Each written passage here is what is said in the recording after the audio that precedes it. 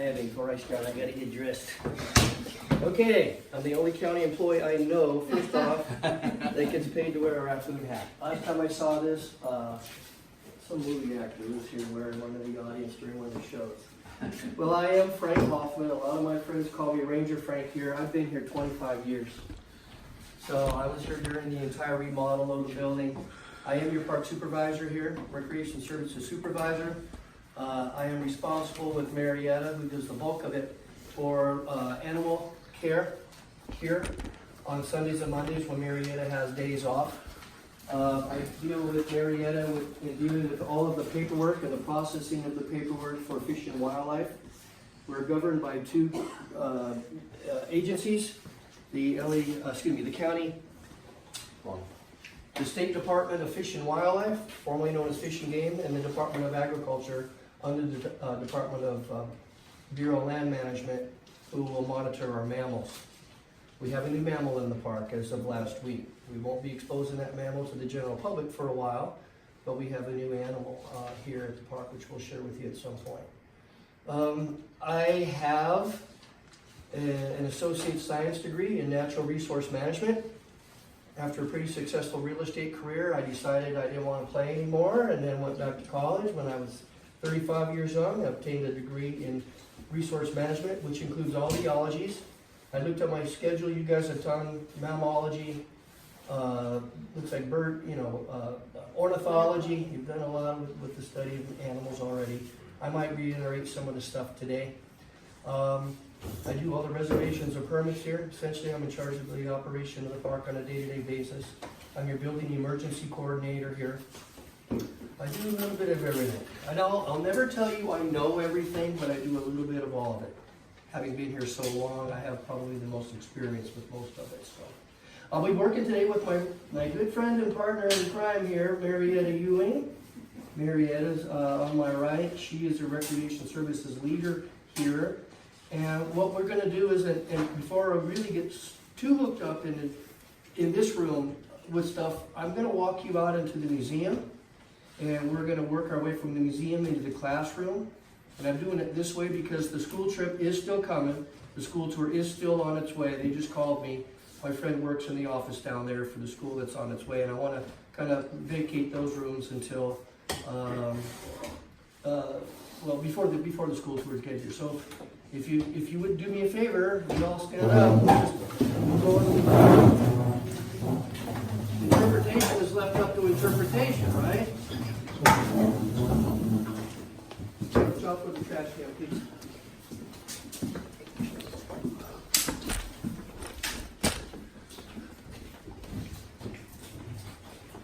Okay there?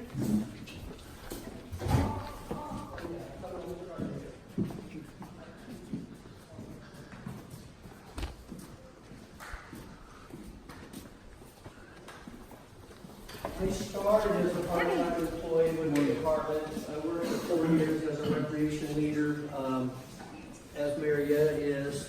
I left the park to accept the supervisory position. I was invited back. I left again to work at William S. Hart Park for a little while, Castaic Lake, George Lane Park up in the Antelope Valley, and now I'm back. You know, if you let something go and it comes back, it was meant to. This is the third coming of Ranger Frank, so I guess I was supposed to be here. This place is very close to me. I got married outside, so I got married here as well. Met my wife on the job with an opossum, with a live opossum. Saw this pretty lady, walked up and said, "How'd you like to feel the fur on the opossum?" And she said, "Sure." And how was that? Here we are 20 years later. The way that this museum, the building, the interpretive classroom and all, the original intent was to use the indoor venue here as an initial teaching tool and to look for things and study and understand things inside before you went out on the trail and, found it or learned, talked about it out there. Use these rooms. They're very important. I use them every single weekend. And by the way, I'm off on Wednesdays and Thursdays. I'm here Friday through Tuesday. If after this class you want a little more private, personal attention, I'm more than happy to do that based on our schedule together. you want to come and just hang out on a Saturday or Sunday with me, just to be there, to be a part of hearing and seeing what's going on in the park and the way we answer the phone and the information we put out there, you're more than welcome to do that. I invite you to do that. This is going to be a brief overview. I'm going to tell you, begin with two. We have, as you know, many birds here, live birds on exhibit. Animals that are here for a reason, a specific reason or another. They're non-releasable into the wild. We just don't go out there and collect our animals in the environment because people want to see them. They come to us from licensed rehabilitation facilities. We work with two very closely, the Wildlife Care of Southern California and the Ojai Raptor Center. We have other veterinary doctors that we work with that will inspect our animals and make sure they're not deemed non-releasable. And so that's how we acquire our animals. We don't get the animal and then try to house the animal. We have the housing provided first, and then we kind of put our little feelers out if that's the case. But all the animals are here: the vulture, the red-tailed hawk, the raven, the opossum that we recently acquired, and several other animals here are non-releasable. Either they were injured, either hit by a car, shot, or imprinted on people, as is our raven. Somebody found that little raven when she was young, thought they were rescuing her out of the wild, brought her in, kind of habitualized her to people, you know, turned a wild animal kind of tame, although she still bites, you know, and imprinted her on people. There's going to be a lot of terms that you're going to learn during this docent training. Among other things, Happy Valentine's Day. Yay, for those who have loved ones or are looking. Happy Valentine's Day. And I do commend you for coming even this far in the docent program. Volunteerism is a big deal. I will be quite frank with you. We could not do all that we do here at the Nature Center without our docent contingency. You see that giant wall of pictures and all that. There are a lot of pictures on the wall from a lot of people that have taken this training over the years. We have a board of directors, as you well know, Ron being the president, current president, but we really do value our volunteers. I personally value the volunteers and appreciate what you do. As you get involved with working with the animals here, if that's your goal, not everybody wants to work with animals. Not everybody wants to lead school tours. Not everybody has the ability to do those things either. But one of the favors I might ask you in return is maybe help us with some of the animal care once in a while. Prepare some of the diets for the animals. Help us clean their enclosures. Not that you're going to want to learn how to dissect rats necessarily, but that's one of the few questions I ask you. I saw that pink shirt. I saw that look on you. Oh, no, I want to ask you to do that. One, I'll never ask you to do something you don't want to do, and I'll never ask you to do something that I haven't already done myself. 25 years, I've done a lot. I've dressed deer out here before, too. I am one of the few people here that handles the rattlesnakes. You know, I'm going to teach you a little bit about that. Whenever you're doing interpretation, keep it simple. You know, think about your time frame. Know your audience. If you don't know your audience, you're probably saying the wrong thing. Just keep it light, keep it simple, stick to the basics, and I think you'll do fine. While I feel the computer is a very important tool for learning, it can also be very misleading. There's a lot of stuff out there that people put online that they're able to create or, you know, change from its original presence. I know a lot of things online that are not actually true at all in any sense of the term. Use Marietta, use the longest tenured docents here to get information. If you have a question, don't ever be afraid to ask a question. As far as docents are concerned, by the way, I went through docent training and took docent training first before I became a county employee. While I was waiting for my tenure with the county, I took docent training. So as far as docents are concerned, I'm your third oldest tenured docent here. I don't say the third oldest docent here. I'm not the third oldest docent. I'm the third oldest tenured docent here. Evelyn is the oldest tenured docent, and then Donna Fagan, and then Frank. I took my class in 1994 and 1995. So, having said that, use these rooms as a teaching tool. These are incredible rooms. When this room and before the building was redesigned, after initially having been built in 1971, it was designed to be interactive with your visiting public. Know that we have 5 biotic or 5 plant communities within this canyon that overlap each other, including the riparian stream and all the aquatic life that lives near a stream, a seasonal stream, if you will. And enjoy that while you can right now. That's not always got water running through it. We have the chaparral. We have the oak woodland. We have the coastal sage plant community here, all the sages and all the salvias and things like that. And then one that you will see eventually when the roads reopen and we get you up there, as Ron mentioned, the big cone spruce or the pine grove up there at a higher elevation. You see a lot of pine trees. Think of Arrowhead and Big Bear and all that. All the pine trees are up in the higher elevation. So we have those here. We do have the big cone spruce here, but you're not going to see those down here. In the order of succession, softwood trees are taken over by the hardwood trees. So you see a lot of, and the predominant tree in the park is going to be your coast live oak, Quercus agrifolia. There are a lot of western sycamores here. Learn your indicator species. An indicator species of riparian habitat, raccoon. Everybody thinks of raccoons and thinks of water. Right? Dragonflies like hanging out near water. Mule fat, cattails. These are all things. Pick on the big things first, and then later on, as time develops for you, you'll start narrowing things down to what your specialty is, or the things that you want to say. Everybody's going to have a custom way of saying things. I'm going to give you some documentation today that is the broad picture of all of the animals that we have here, our restricted species, and then the grand total of animals that we have overall. We're down to 33 animals here at the park, though you may not have seen all 33.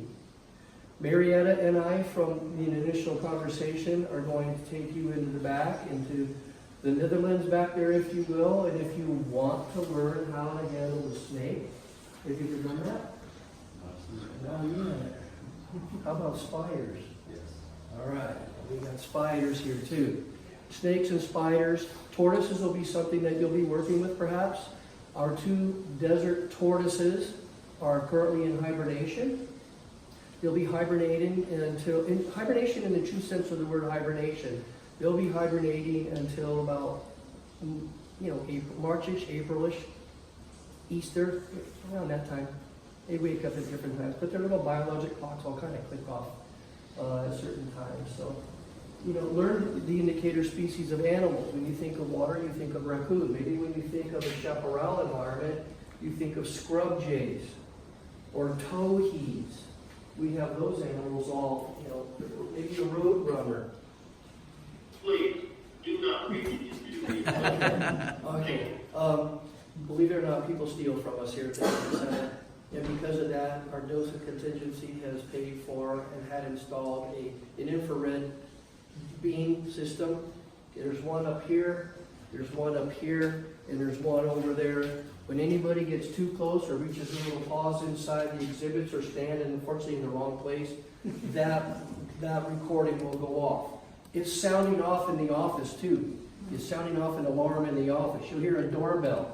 Ding dong. When I hear that, or if any of us hear that, I immediately swing my head to the left and look at the screen, a set of screens in my office, and I will look to see on this camera who's doing what. We have had people put their children in here to take a picture. Right, Sandra? Yeah. Be careful of what you say. People can become very indignant and become very angry because you ask them to get their bloody kids out of the exhibit. Well, there's no signs is what they told. Do I need to put signs up to say to keep your bloody kids out of there? No. Do I need to put signs up to say no driving golf balls in the park? You'd think it would be a common sense. No, forget that. Do away with common sense of people.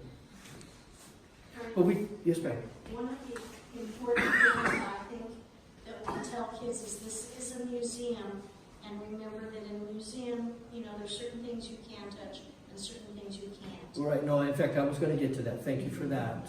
Having said that, when we designed this place, the strategic committee, and you know, I had a lot of stakeholders here, about 30 people here that night, when we all put our little yellow sticky notes up and they decided what we were gonna do. We wanted to make it interactive in as much as, you know, there are things to touch. You know, here's a little blue dot that will tell you, if you haven't heard it already, what a Roadrunner sounds like.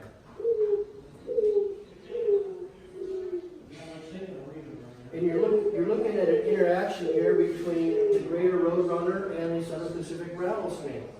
Learn the interactions between the animals. There are predator and prey species here.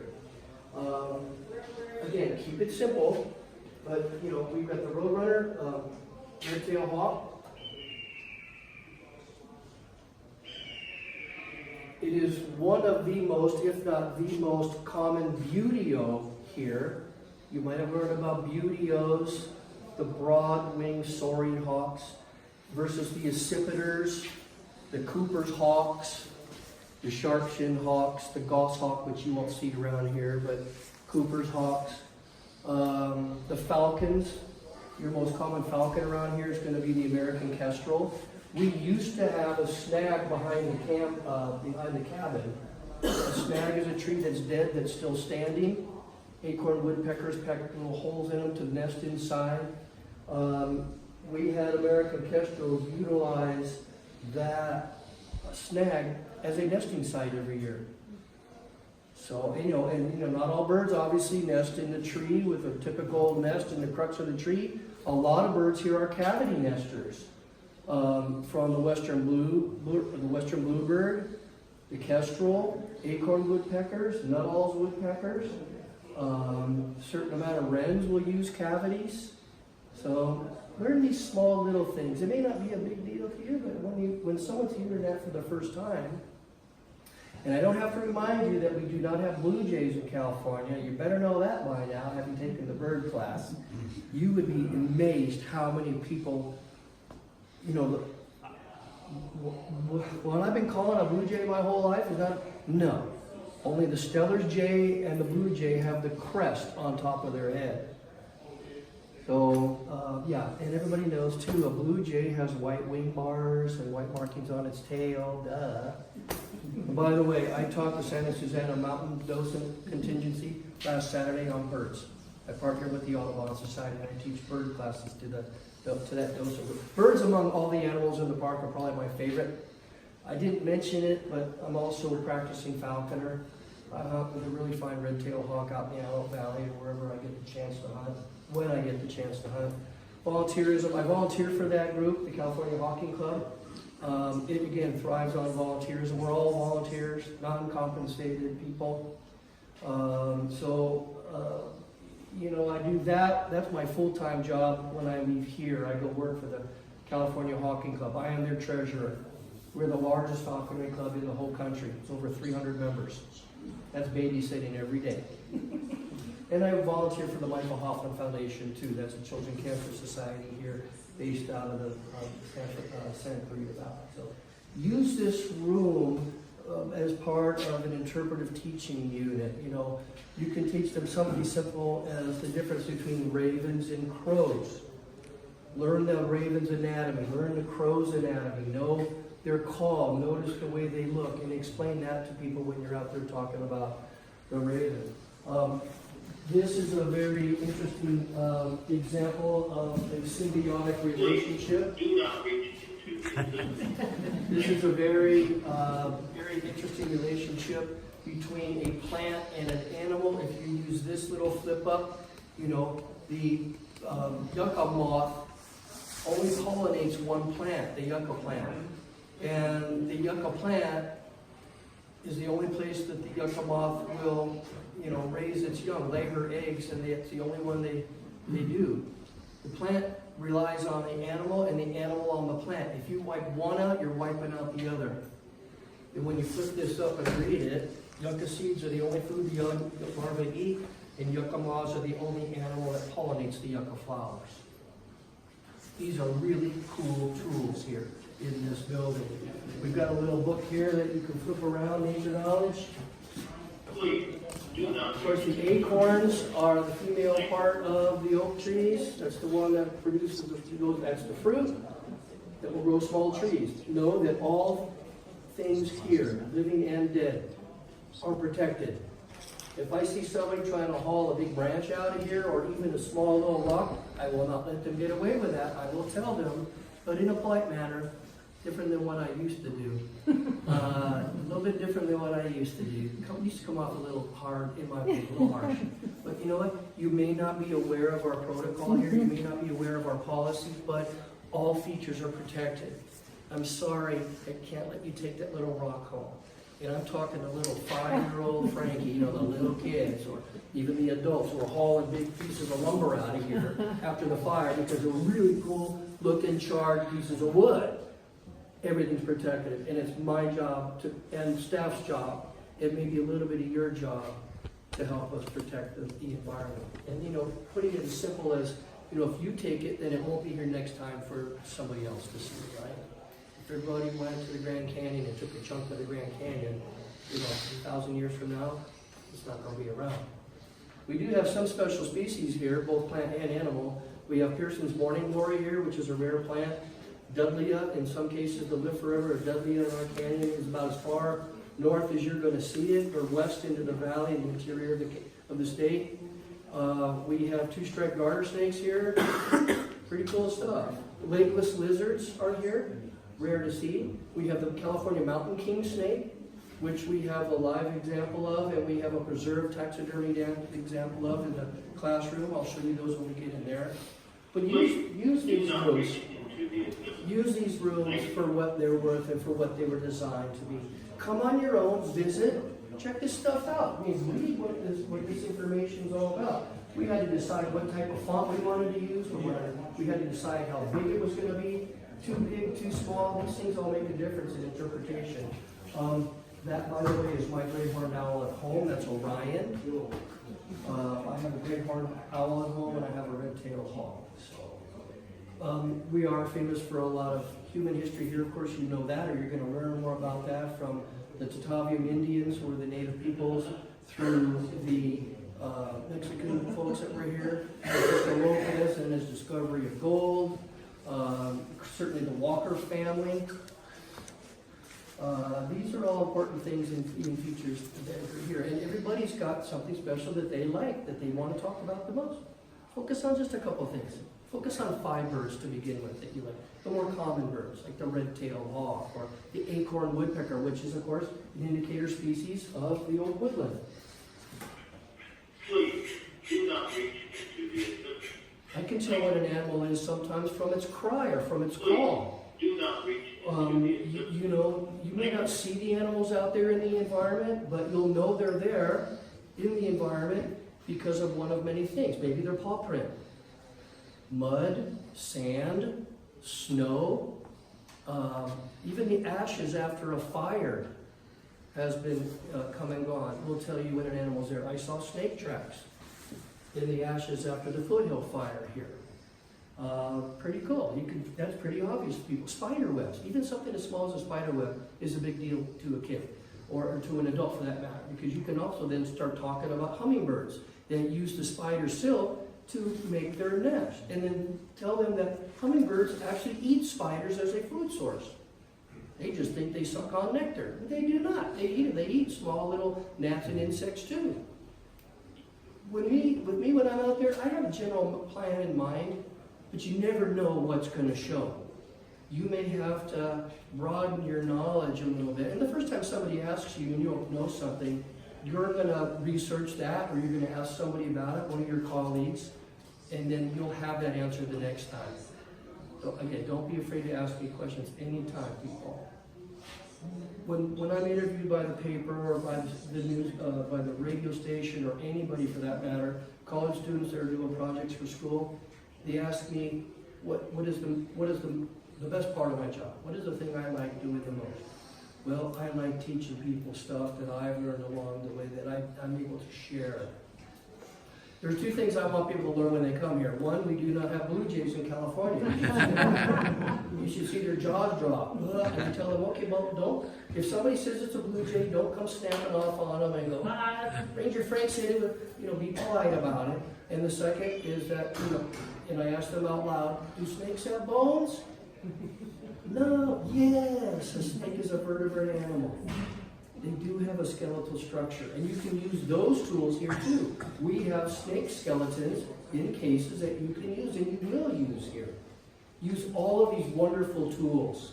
This is an incredible building. I'm very fortunate, one, to be here again and again and again, and I'm fortunate to have been part of the strategic team that decided what was and what was not going to go in here originally. So this is an incredible room. This, if you didn't know it, is not just a bunch of sticks and branches all wadded up in a ball. That is a wood rat nest. Please, do not reach. Look for wood rat nests out there in the park. When you're out there on the ecology trail, I know of at least 2 that are right past the Native American exhibit up there, the Tataviam exhibit. And you can talk about wood rats being pack rats. Does anybody know anybody that has pack rat-like conditions at their home? Everything's in there, man. The storage unit, the sleeping quarters, the bathroom. Use these fun little things. Again, you're using all of your senses out there. All 7 of them at all times. You don't limit yourself. Kind of be in a broad scope of things. But sight. Okay, I said 7. I was going to wait for you to say I saw a lot of this. Sight, smell, touch, hearing, taste. And your most important sense is your common sense. And you gotta have a good sense of humor. So use those senses at all times if possible. Certainly want to know what poison oak looks like. In both the summertime when it's got its full leaf structure, and when it's just sticks and branches. When you see poison oak, you can remind them to not take their dogs up to nature and let them run around because the dog gets oil in its fur. And then you go to pet the dog, and now you've got oil from the dog's fur on your hand. You don't know it. You go scratching your body or whatever. And Frank, I got a practical demonstration of poison oak. Oh, yeah. I am a poster child for poison oak. This is what poison oak looks like. See on my arm On here? him. This is what his reaction is to it. And I react to it very, very easily, like somebody else I know in this room. So anyway, I was all covered up. I had a long sleeve shirt on, but you can get into it without even knowing it. So anyway. Yeah. No, thank you, Ron. I appreciate that. Well, one thing I would say though, you said the sense of taste. I've yet to have the kids taste anything. No. Yeah. And you're going to do the smelly test sometimes. You might, rub some of the fragrant leaves. And when you smell stuff out there, and you think that what I'm smelling is a skunk. The gray fox, when it urinates, the gray fox smells skunky. It smells skunky. You gotta know the difference between that. And make no mistake, and I'll talk about this in the classroom. All the animals that you see in this room right now are actually here in the park at any given time of year. We have a lot of year-round residents. We have a lot of migrant residents. I've seen gray fox in the middle of the day. I have seen coyotes here, bobcat. I've seen these in the middle of the day. Now, know too that I do the twilight hike, as I will this Saturday, weather permitting. But coming at night, taking advantage of these classes and taking advantage of the programs that we offer, the bird walk on the second Saturday of every month, taking advantage of the blooms of the season, the flowering plant walk. Take advantage of these programs. You're going to be hanging out with people that like the same things. Someone's going to ask a question you might learn from. And again, I don't have any problem, and I encourage people to ask questions. So, okay, again, just a brief overview of the museum. Take advantage of the museum.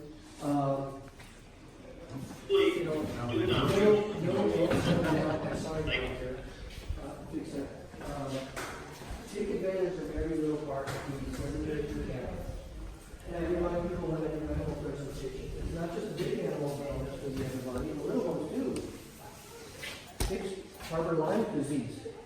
Mosquitoes are the #1 animal in the world that all of time that over history, responsible for more human deaths than anything else, even more than the hippopotamus in Africa, number one in Africa. In the United States, the mammal that it causes more injury to people, deer, either during the rut or during the time when you're driving down the road and you see one and you go, ah!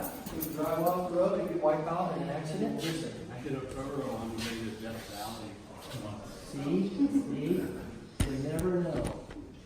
So use your life skills. Use everything that you can to make you. What's it? What? Oh, I'm just reminding you that we want to get through the other room before. I know. I got 3 hours with these people, but thanks.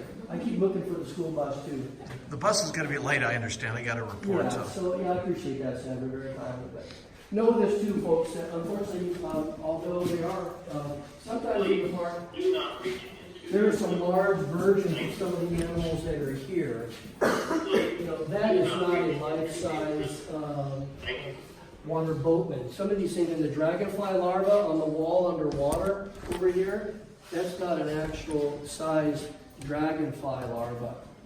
And that is not, I guess they can get that big somewhere, but not around here. I don't know if that's a blue darter or what, but that's a male carrying the eggs on his back there. We do have a guide to these insects actually on our website. If you go to the website, placerita.org, you go to maps and brochures. There are some downloadable PDF guides that tell you what all of these things are. And our museum committee is in the process of updating it for our more recent acquisition. So there is some guides, Yeah, and again, that's just another tool for you to use. Do not reach into. For you to use it. Much about that. Raccoon, that's a little one as far as I'm concerned. Yeah, don't mess with the raccoons, people. In the country, the number 1, number 2, and number 3 animal that harbor rabies, Do not reach into. skunks, raccoons, and bats. For some reason, the Santa Clarita Valley harbors the greatest percentage of bats with rabies than anywhere else in the greater Los Angeles area. Science doesn't know why, the biologists don't know why. Of the percentage that are tested, like only 1% of the bats are tested. Of that 1% of bats that are tested, most of the bats with rabies are here in Santa Clarita. Why? Is it because it's a corridor? From the Antelope Valley here is on the way to LA, on its way to... Science doesn't know, biology doesn't know. I have a lot of friends at the Natural History Museum too, who can take advantage of that. As docents, you'll be able to take advantage of special field trips, take advantage of those when you can. When we go to a lot of different places, we have that community nature series, as Ron was mentioning, on Sundays. This is a great way to interpret information and get information for your lessons. Take advantage of the docent enrichment program. 3rd Monday of every month, I want to say, or fourth Monday of every month. 4th Monday of every month. These are great ways to learn interpretive skills. Again, today is a brief overview. We're going to go from here now because I'm getting up. Let's go into class now.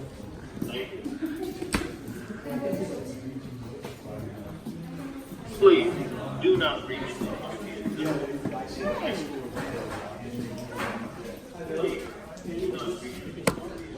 There's a lot I could say in this room too.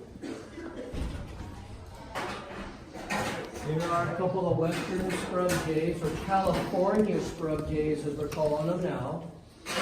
People can clearly see there's no crest on that animal. The quail has a plume, the rooster has a comb. But what I will tell you is what I tell most people when I'm here on Saturdays. All of the animals in this room are real, except the California condor, this faux gopher snake going down the hole after the this western fence lizard is not real, and that California newt are not real. But everything else in this room is real. Jimmy, you're just not alive anymore. And I do not say stuffed. I do not use the word stuffed. I use the word preserved. Remember, it's like Mama taught you. It's not what you say, it's how you say it. So, and that goes again back to knowing your audience. Instead of saying hypothermic, you'll say freezing cold. Start small with small words. Know your stuff like that. Get really good at that. You're going to develop your own shtick. You're going to develop your own way of saying things. But, you can say endothermic, or you can say, crease is over. 98.6, and use things to compare, things that you think they're gonna relate to. Compare your own body temperature to a bird, 105 degrees, roughly 104, 105 degrees. Birds have a higher body temperature. All of the animals in this room you can find at Plaza Rita Canyon within the Santa Clarita Valley, except the grizzly bear, but that's a segue into talking about the black bear. We don't have pond turtles here at Plaza Rita Canyon. We do not have a year-round water source. Ours is, again, a seasonal stream. We do not have red diamond rattlesnakes, and we do not have the Mojave rattlesnake. Remember, what we are first and foremost is an educational center. We have to make sure we're saying things right. We have to make sure we're all saying the same thing. If you hear me say something that's different than the way you were taught or taught in docent training, go ahead, try to call me out in front of everybody. But it's best if you pull somebody aside and go, you know what? I heard it or learned it differently than what you just said. What did you mean? But listening to my exact words, listening to your exact words, one word in the sentence can change the whole thing completely around. There may be some adult parents in here right now. You know how you were teaching your kids. You want to teach them how to say it right. Another thing about saying it right, a lot of you folks have cameras on your telephones. I do not. A lot of you folks have cameras on your phones and you're going to be taking pictures. My personal plea to you is, if you do Facebook, whatever you want to call it. I don't do Twitter, tweets, Facebook, I don't do any of that. Better make sure that it's something that you're going to, want to have me talk to you about afterwards. If it's something that I'm not going to appreciate, I let you know and you let him know and he lets her know. And man, by the time it's all done, that game of telephone, by the time the fourth or fifth person gets it, it's been completely blown out of whack. I don't encourage pictures that go on Facebook. Ron is here for that. Ron takes a lot of pictures and posts them on the Plaza Rita Facebook page. Know that I am the guy responsible for all the animals here and their care and their paperwork, but I have a guy over me that oversees all the animals and all of the natural area facilities within LA County. He checks that website. Ron mentioned Kim Bazell, the administrator for the natural area. She checks the website. They have people that check it to inform them of things. And, I don't want it getting back to me, bottom line. Things do get around really quick. Well, and that's a good point. If animals are showing in the public, you can take pictures of them, like if they're being handled properly. The one thing that I know I had to get on some docents for, as an example of Frank's talking about, just like, what is he talking about? Well, one Christmas, several Christmases ago, some people, some docents, and some staff, they're no longer here, put a Santa Claus hat, I think, on the fox, okay, and they took some pictures. That's not appropriate, okay? Right. The taxidermy, number one, is not to be touched. Number two, we don't, anthropomorphize animals. We don't put Santa hats on them and stuff like that. So that's like a big, big no-no. So right. As an example, and Frank, you've probably seen other things too. But absolutely. They are wild animals, and they're to be respected as such. They're not pets. Even though I've got a hawk on my arm, that is still a wild animal. I can get bit or footed at any time, and God knows I have been. So yes, they're not toys. We have to make sure people know and respect these animals for what they are, wild animals. And that's our job as interpreters extraordinaire, to make sure they understand the difference. It's not cool to take a raven home and make a pet out of it, because now you've ruined it. Now it can never be released back out into the wild. You've taken it away from its parent animals that would have taught them that. And for what reason? For what purpose? Because you want to have it? No, we don't. So yeah, thanks, Ron, for being more specific. Ron is right. I'm okay with people taking a picture. It's going to happen a lot. When Jack's out there with the owl, or Linda with the hawk, or when these animal handlers are out there with their critters, they're getting pictures taken all the time. They keep people back at a respectful distance. We want you to stay at least a minimum of 4 feet away from the general public. At least 4 feet. The greater the distance, the better. But at least 4 feet when when we're working with birds and mammals. When you're working with snakes, if you're going to do that, come on. We want you to stay at least, 3-4 feet away from each other, because that snake, although it's never happened, could strike out, and they could strike out each other. We're holding on to them pretty good in 2 places and all that, but still, they can strike out and strike at each other. You'll learn, one of the first and the last things you're gonna do before you take an animal out of an enclosure here, the first thing you're gonna do is you're gonna wash your hands. Make sure you don't smell like little Scruffy at home, your little pet dog. You come to work smelling like a dog or a cat or a chinchilla, and you go to pick up a snake without washing your hands, that snake might mistake one of your fingers for a young rat or something like that we feed here.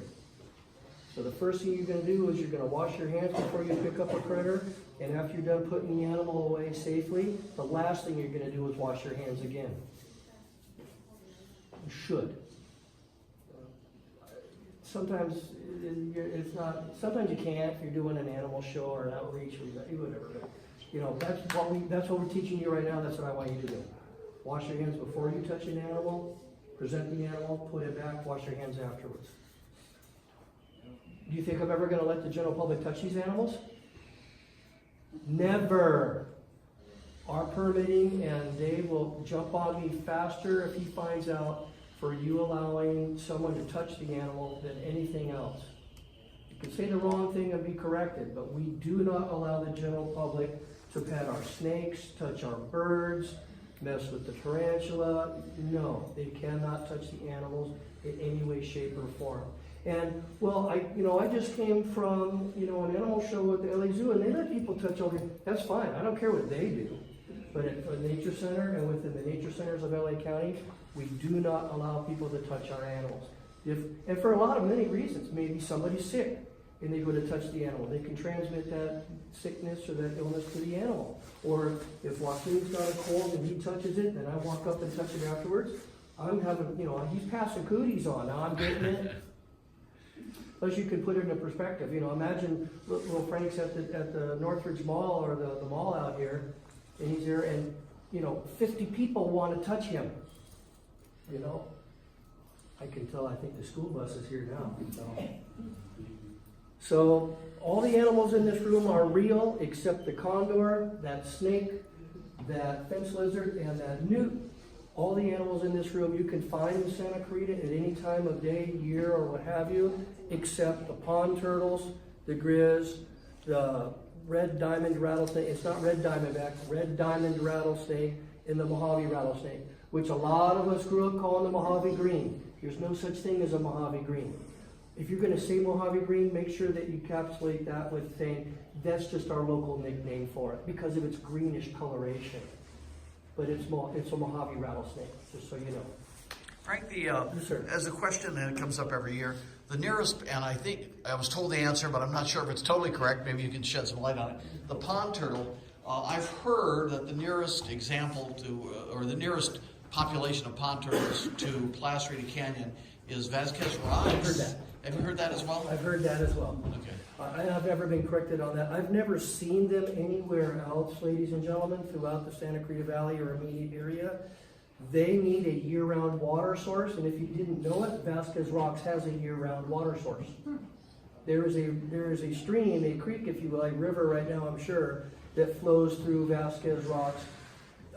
From the Nature Center heading due east toward the 14 freeway out there, there is a riverbed and a stream bed that is year-round. Raccoons are out there, coyote, fox, mountain lions. Never hike alone. Never hike alone at night. Make no mistake. We do have mountain lions here. And folks, we have had black bear visit Placerita Canyon too, as recently as last year.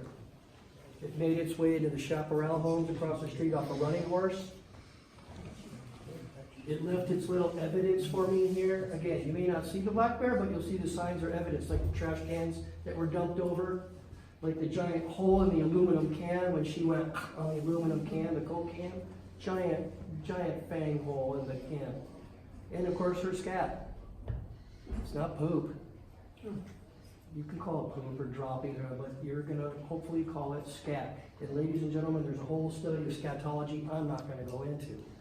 But I know the difference between coyote scat and fox scat. Hopefully you will too. Learn something that's really cool. Kids love to talk about scat. Learn from the nature boxes that we put out as well. We have an incredible nature box program like they're going to use today in the museum, or maybe in here as it's spread around. With, again, mammalogy, you know, ornithology, cool stuff like that. Follow me. Animal scats. And animal scat. And the people who love it. Scatology, ology, the study of, you know, bio life. Scat, the study of scat. Get a little field guide. And you know, that's okay too. When you're out there in the park, when you're out there in the field, man, I encourage you to take your little notebook or take your notepad, refer to it. You may be talking about something and then you're looking, oh yeah, that reminds me to say this too. Have fun. That's the number one thing too, have fun. If you are having fun, hi there. If you are having fun, they're going to know it. One of the more common words I hear about, describing me when I'm doing my thing is my enthusiasm. People think I'm very enthusiastic, and I am very enthusiastic about what I'm doing. Doing what I'm doing. I'm lucky to be here. Very fortunate opportunity to have found this place. Purely by accident, by the way, while I was in school. We have mammal lists, we have bird lists, we have a plant list. That's all botanic. We're working on the top 15 plants right now for the layperson, if you will, to be able to interpret the plants easier. But take advantage of it. Also online, that website, PLOSreader.org, is an incredible tool to use also. Again, beside the people here, the classroom, the museum, these are all great opportunities for you. And of course, we encourage you, as we will encourage them today, the kids, come back on a day when it's not raining. Come back with your family. The park's free right now. No parking fees. You can walk in and do anything you want almost all the time. So, you know, I'm sure they're going to encourage these kids from the valley to come up on, you know, another day with their moms and dads and what have you. So, know this. They're not even, like Ron mentioned, they're not allowed to touch any exhibit here, any interpretation. That raccoon exhibit right there, that little display, that's $3,000. Later on, you'll learn that those two young raccoons, the kids, were actually probably related. Mom was not, but one of our docents found these two raccoons laid out on the grass in her neighborhood, side by side, perfectly symmetrical. What killed them? We don't know. We can presume it wasn't a predatory animal, would have ripped them to shreds. We believe secondary poisoning. They ate some poison bait, or they ate something that ate the poison bait, and then they've got killed. We do have golden eagles that fly overhead. I've had that experience before where I've seen golden eagles fly overhead 3,000 feet up, and the ravens are flying with them, escorting them out of here. You know, they're escorting them out of here. Condors, they're here too. Number 8's got a special story I'll tell you about much later on. I'm sure Number 8's got a special story. She's not in the wild anymore. She's kind of a home wrecker. She was kind of a home wrecker. We'll talk about that inside. We're going to learn a lot of things. The apiary, that's pretty cool. That's one of my favorite exhibits. The population in that apiary goes up and down with the season. They can deal with the cold, they can't deal with the rain. Their population numbers automatically diminish in the winter when there aren't a lot of flowering plants out there to feed the larvae, you know, to produce honey, to feed the queen, the royal jelly. Yeah, I know. I hear it. Thank you, dear. Thanks, everybody. Thanks, everybody.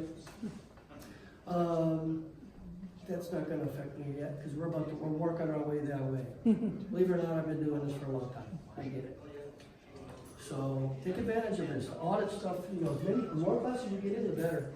And more stuff you learn, the better you are going to be as an Marching interpreter. song. It starts with an S and it ends with a T. Comes out of me. It's scat. We're out of here, son.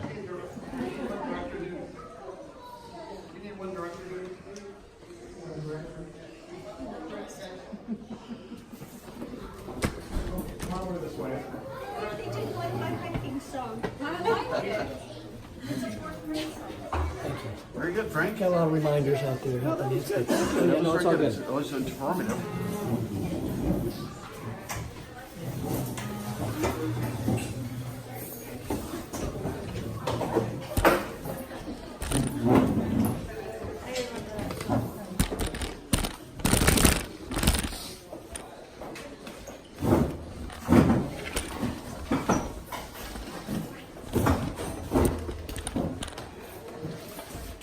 Okay. Well, folks, you know, if you haven't already figured it out, Los Rita Canyon supports animals with 8 legs, 6 legs, 4 legs, 2 legs, and some they don't have legs at all. What I'm going to pass out to you right now is a document that I update. I created and I update every August, so that's why it has the title of August on it. Every August I go through this document, or as animals come and go,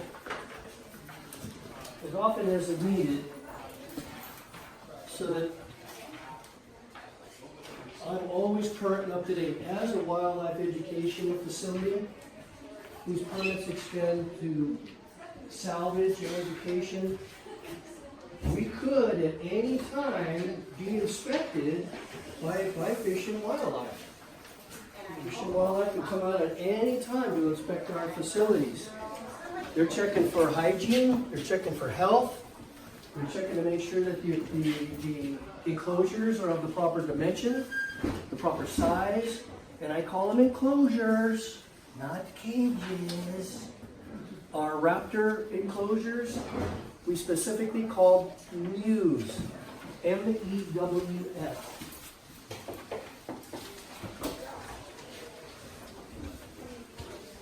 It's a falconry term, but that's where we house our birds.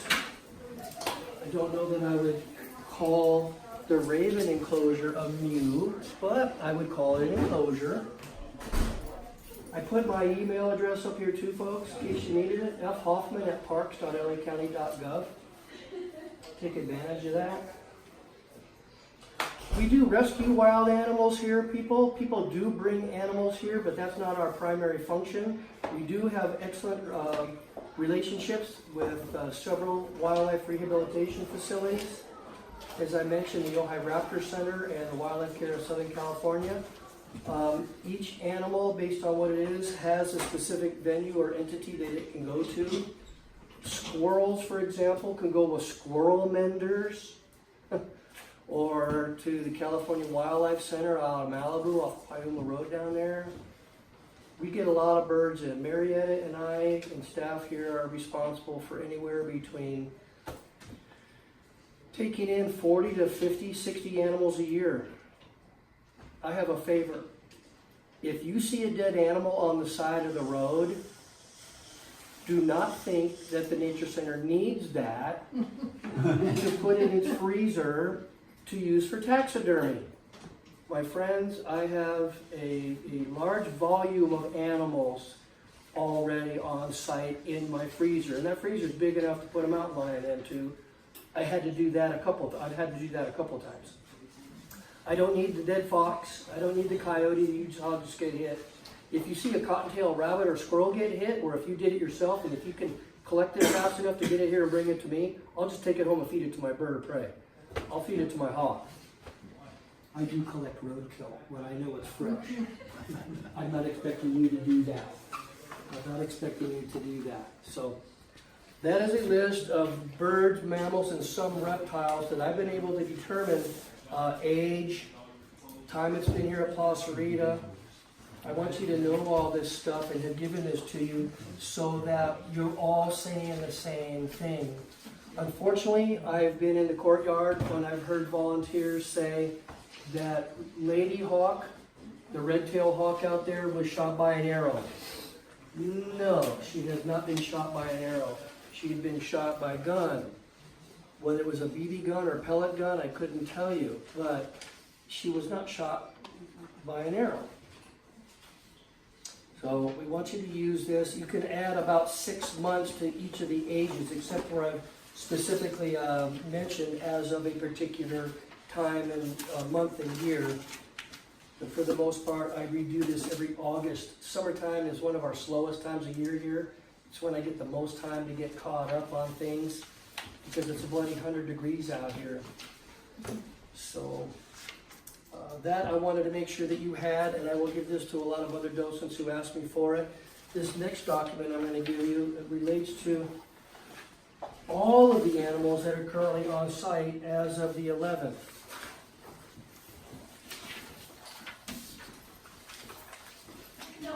We do emphasize the native species, but you should know that we do have a couple of non-native species that we use for. Oh, you want to hand them out? That's fine. Okay, cool. I did not know I was going to get that out.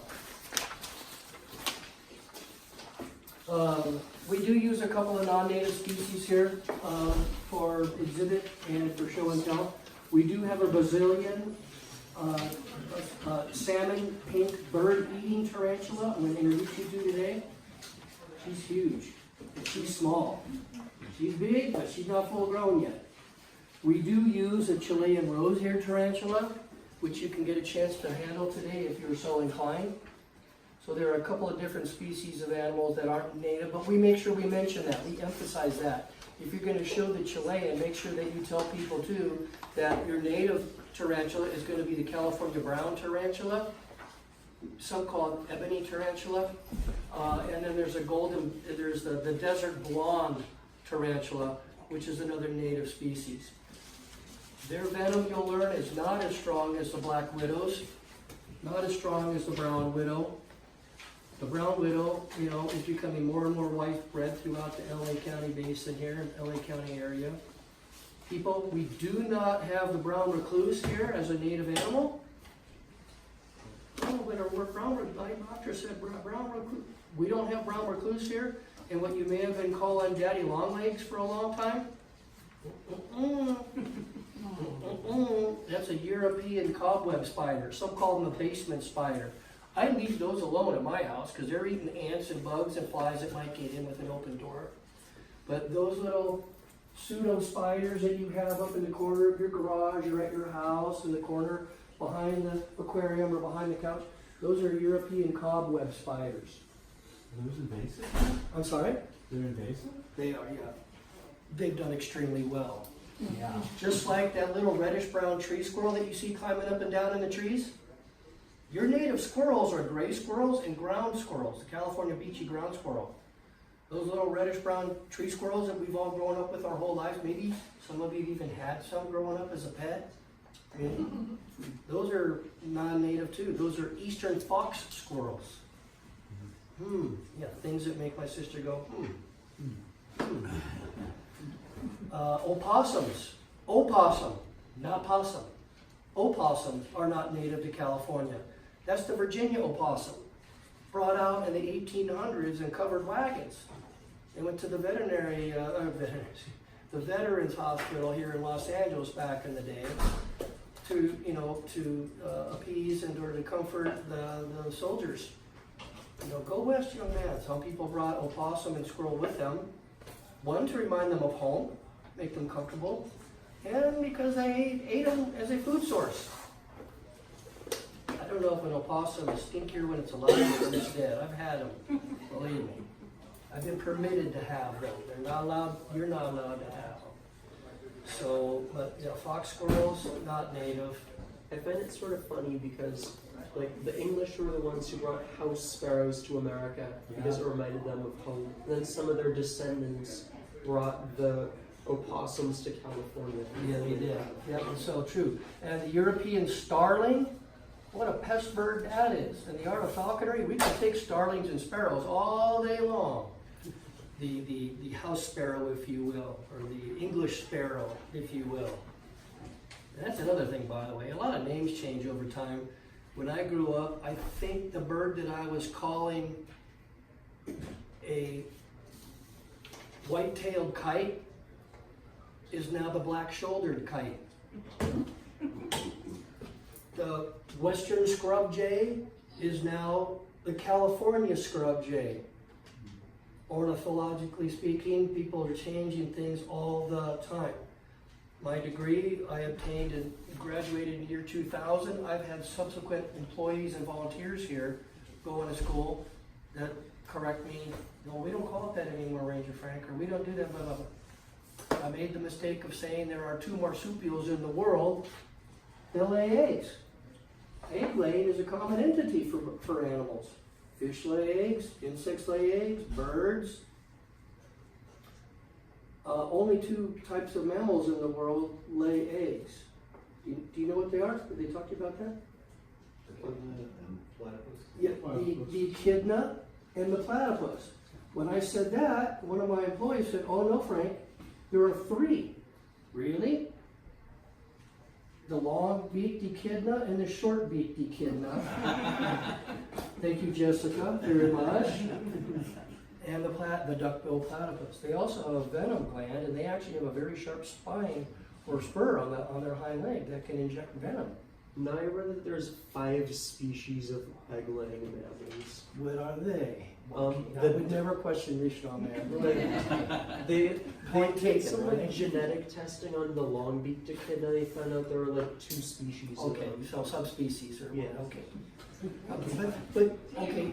Speaking in a broader sense, thank you very much. See, speaking in a broader sense, the echidnas, we can say that, and to mean everything, unless somebody calls us on it. Echidnas and platypus. And the duck-billed platypus. Those are, generally the only 2 mammals that lay eggs.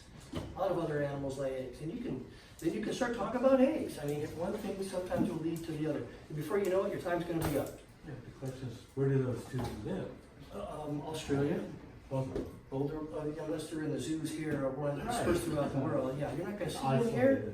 Isolated. That's something that you can say. They are in the world, because if you're talking about eggs or birds or whatever, you can say, can anybody name the 2 mammal species that lay eggs?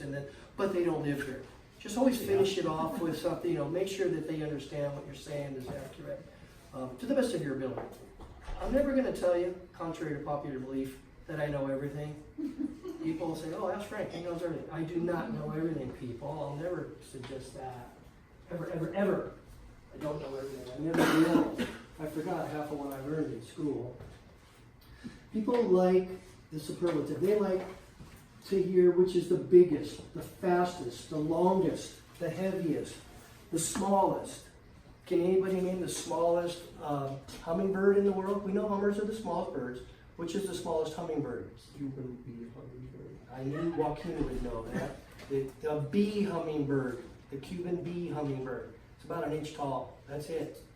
And that's from the top of its head to the rump, not including the tail. How big is it? I'm sorry? How big is It's about 1 inch. That's it. That's about it.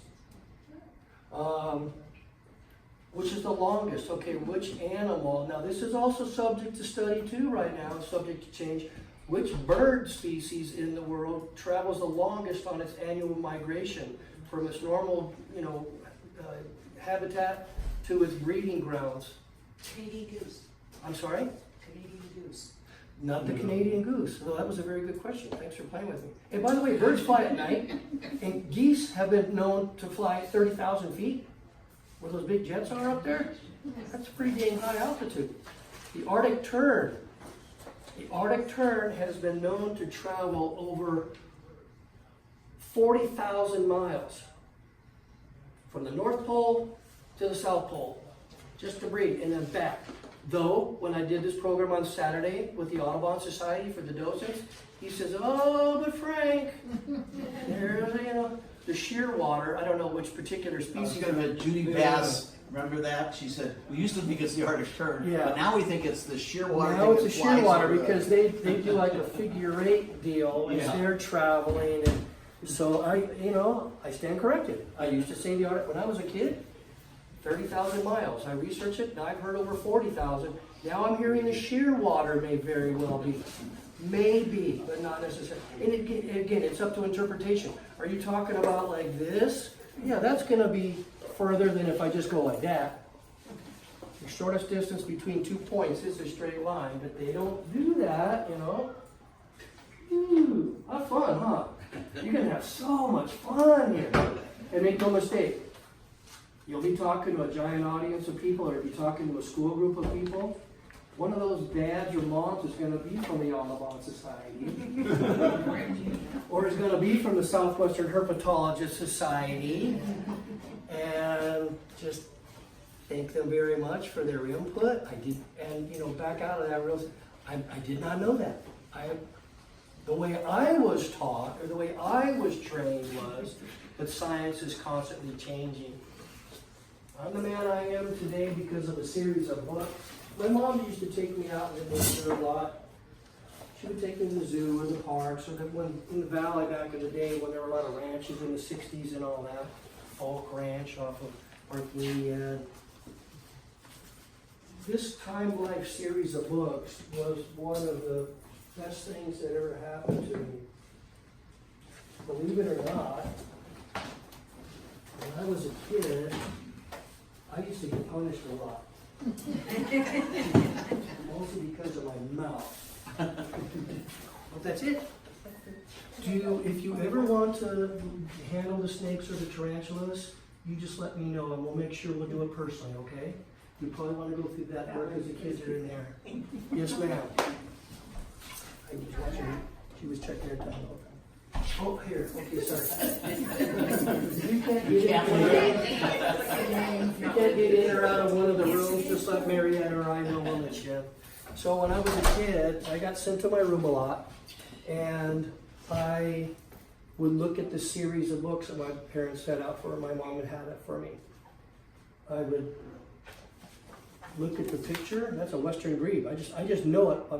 I would look at the picture, and I would read the caption underneath it. Over and over and over and over. And that went for all the books. I think you're dating yourself. Pardon me? I think you're dating yourself. How old is that book? Well, I forwarded it. Well, I'm dated. I have an updated version of this. Ladies and gentlemen, I've orbited the sun 59 times now. Right? So it takes a year to get around the sun. So I've orbited the sun 59 times.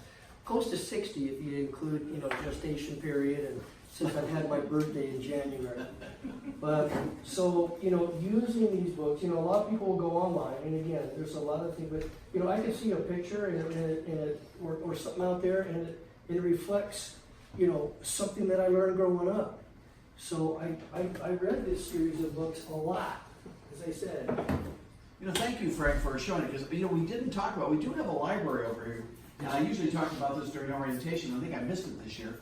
But you can check those books out. We got to check out And it's the Ron- next cabinet over there. Ron has an incredible series of, DVDs, and what is that called, DVDs? Yeah. So, there's a borrow book library. I have no problem with that. And there's nothing that says that you can't come in on your free time and sit here and read while you're on site. And we don't think of books, with everything online these days, Yeah. books are a really valuable resource. And that library has solved many arguments between docents on different things. So, having said that, take advantage of it. If you have, I really don't need any more books, but if you have books at home that you've used that you want to donate, okay, I'll take those in too. Oh, and something I didn't mention, I'm a fish and game warden here in the county system, like Russ, and we're the two rangers here. So, take advantage of those teaching tools you have. Behind Jim right now, he's reading his right hand and waving at you. Behind Jim is an insectarium there. We've got some trays, animal trays, with insects in it that you can take advantage of and use when you're doing your interpretation. You all know what a Pepsis wasp is?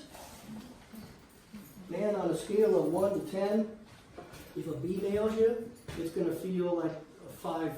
The pain level is going to be about a 5. If one of these bad girls nails you, it's going to be about a 9 or a 10. It's going to be it's one of the, if not the most powerful sting of any animal that we have around here. Yes, there's this YouTuber who he claimed the insect sting pain index and released videos on YouTube. Yeah, I think the guy was stunning. Oh, yeah. Was he from the Natural History Museum? No, Yeah. So there are some people that are out there in the world that sample that food just to know what it tastes like. I'm just putting that down. I'm not passing that around. That's one thing you can bring up. I always ask my kids who watch YouTube, when you mention Coyote Peterson, boy, they relate to, and I have pictures of the velvet ant and the tarantula hawk that he has let sting them. They can relate to that, and you get them really interested really fast by talking about it. pretty busy. Yeah. But and while experience is the best teacher, only a fool needs it. If I can learn from someone else's experience without being stung when I was a little kid, hard-headed, I went out there and bee with my bare hands, and I got stung. I'm like crying like a little boy into my mom. Oh, Frankie, don't do that again. What did I do? Naked? I went out there and did it again, and I got nailed on the other paw. It's like, all right, it took a couple times, but I finally got it, sir. That wasp, is that native? Yes, oh yeah, and you will see the Pepsis wasp, also known as the tarantula hawk, around in the Santa Clarita Valley. You'll see them when you're out on a trail with a group of people. You'll even maybe see them in your backyard at home. Big blackish blue body with big orangey golden yellow wings. Let it go. Just observe it. Teach them what it is if you can. If you've got that fleeting moment. And, you know, if you're lucky, you'll see one dragging a tarantula or a trapdoor spider. That's cool. We have trapdoor spiders out there. We've got the tarantulas, the widows, the lynx spider. There's a lot of different spiders out here too. Maybe you're into arachnids. You know, I think you learn all about the arthropods, right? Yes. Arachnids and insects, all right? But they're not gonna bother you unless you bother them. No, and you know, and if you come across a colony of bees or I'll just say hive to keep it simple, and they're coming out because you disturbed their colony, don't stand there and swat at the bees. Run! Run fast. Run in a zigzag pattern. Get out of there. Don't just try to pinch that venom gland, which is, you know, rips out of the abdomen of the bee, and it's still pumping venom. Don't grab it because now you're squishing it. You're squirting venom into your body. Use a credit card or a comb. Comb it out. Use your credit card. Scrape it out. Get in the tent. Get in the car. Get in the truck. If you only got a couple of stingers to deal with, that's better than hundreds. And along the lines of what Joaquin was saying, I have a very close buddy in a gentleman named Brent Karner. Brent, the bug guy.